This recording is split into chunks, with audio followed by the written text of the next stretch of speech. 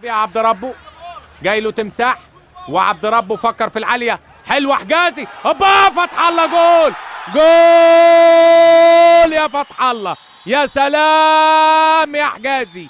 السرد باكين المساكين في منتخب مصر، حجازي يتحرك كويس قوي، ياخد القايم البعيد ويردها لجوه لفتح الله، وكانه فتح الله هو رجل المهام الصعبه اللي بيظهر في الوقت المناسب دايما، السوبرمان لمنتخب مصر، ويحط جول صعب الحقيقه. فتح الله يتحرك ويتواجد داخل الست ياردات. شوف الكره الجميله، يا سلام يا حسني. بص حجازي اتحرك كويس قوي، احمد مأخر عشان ما يقعش في التسلل، ردها هناك في المكان الخطر اهو. خلاص فتح الله، يا سلام يا محمود يا فتح الله، جون حلو ما يجيبوش غير لعيب كبير محمود فتح الله، بتحرك رائع وباسيست عالي عالي.